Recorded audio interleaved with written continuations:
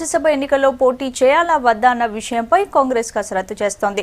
ఇదే విషయంపై అసెంబ్లీలోని సీఎల్పీ నేత జానారెడ్డి ఛాంబర్లో కాంగ్రెస్ శాసనసభ పక్షం సమావేశమైంది. రాజ్యసభ ఎన్నికల్లో పోటీకి సీనియర్లు సిద్ధంగా లేరని తెలుస్తోంది. అయితే ఇప్పటికే హైకమాండ్కు పీసీసీ నాయకత్వం వీహెచ్ పేరును సిఫారసు చేసినట్టు సమాచారం.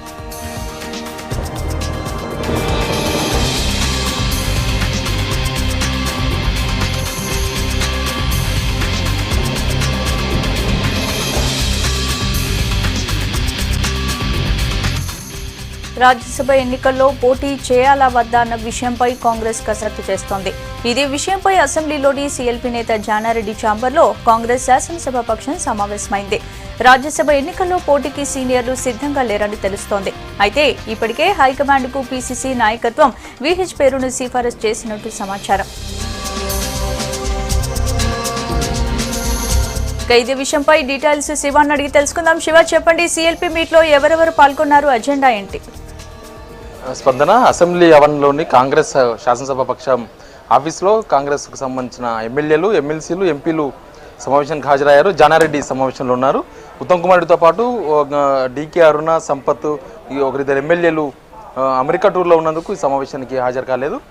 ముఖ్యంగా ఒకే ఎజెండాతో సమావేశంలో నేతలు చర్చిస్తున్నారు. రాజ్యసభకు పోటీ చేయాలా వద్దా అన్న అంశం మీదే నేతలు చర్చించుకుంటున్నారు. ఇప్పటికే పీసీసీ వీహెచ్ పేరును హైకమాండ్కు సిఫారసు చేసింది. హైకమాండ్ కూడా వీహెచ్ పేరును ఫైనల్ చేసేందుకు 2 రోజుల్లో నిర్ణయం ఇచ్చే అవకాశం కనిపిస్తుంది. అయితే వీహెచ్ కూడా పోటీ చేసేందుకు సిద్ధంగా ఉన్నారు. కాంగ్రెస్ పార్టీలో సీనియర్ నేతలు కావచ్చు, కాంగ్రెస్ పార్టీ ముఖ్య నేతలు రాజ్యసభ పోటీ చేసే అంశం మీద ఇంకా మల్లగుల్లాలు పడుతున్నారు.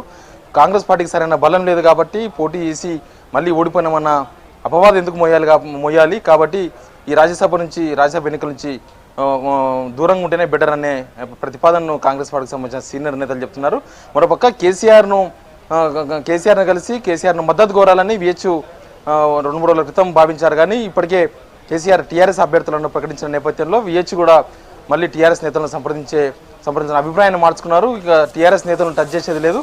కేవలం కాంగ్రెస్ పార్టీకి సంబంధించిన బలం కానీ టీడీపీతో పాటు ఇతర పక్షాలు ఏమైనా కలిసి వస్తే వాళ్ళ మద్దతు తీసుకొని రాజ్యసభ ఎన్నికల్లో పోటీ చేయాలని ప్రయత్నం చేస్తున్నారు. పార్టీకి సంబంధించిన నేతలు అయితే వీహెచ్ను పోటీ చేయొద్దని వారిస్తున్నట్లుగా కనిపిస్తుంది. ఈ సమావేశం తర్వాత అసలు రాజ్యసభకు కాంగ్రెస్ పార్టీ పోటీలో ఉంటుందా ఉండదా అన్న అంశం మీద క్లారిటీ వచ్చే అవకాశం ఉంది. స్పందన, శివ, చెప్పండి, మరి రాజ్యసభ సీటు గెలవాల్సిన బలం కాంగ్రెస్ కి లేదు కదా, వాళ్ళ వ్యూహం ఏంటి?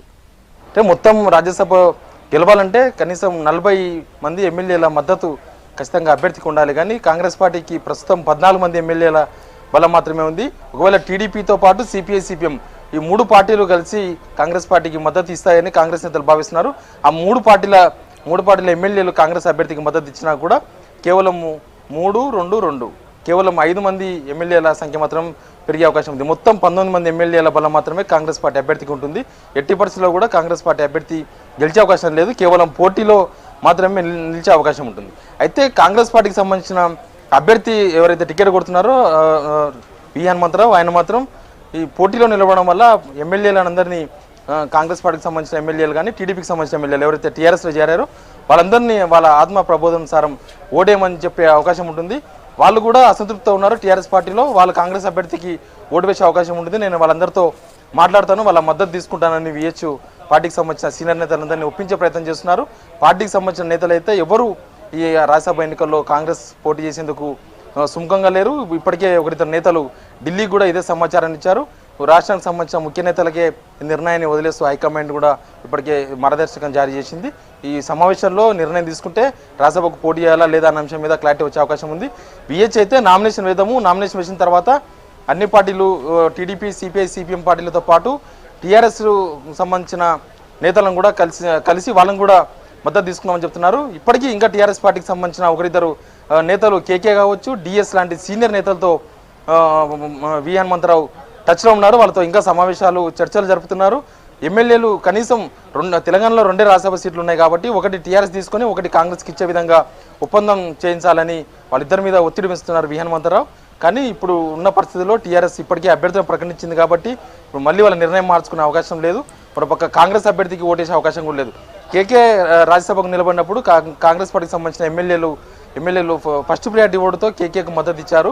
అప్పుడు కేకే ద్వారానే సంప్రదింపులు జరిపారు కాబట్టి ఇప్పుడు కూడా మళ్ళీ కేకే ద్వారానే సంప్రదింపులు జరుపుతున్నారు వీహెచ్. కేకే కనుక కేసీఆర్ను ఒప్పించి కాంగ్రెస్కు సంబంధించిన అభ్యర్థికి కూడా టీఆర్ఎస్ సంబంధించిన ఓట్లు కేటాయించే విధంగా ప్రయత్నం చేస్తున్నారు. అయితే ఒకవేళ కాంగ్రెస్ పార్టీ కనుక ఈరోజు రాజ్యసభ ఎన్నికల్లో పోటీ చేసేందుకు పోటీ చేయొద్దని నిర్ణయం తీసుకుంటే ఇంకా ఎన్నికలు కూడా జరిగే అవకాశం ఉండదు. కేవలం 2 సీట్లకు ఇప్పటికే అధికార పార్టీ 2 అభ్యర్థులను ప్రకటించింది కాబట్టి ఏకగ్రీవంగా అయ్యే అవకాశం కనిపిస్తుంది. స్పందన. Right, thanks for the update Shiva.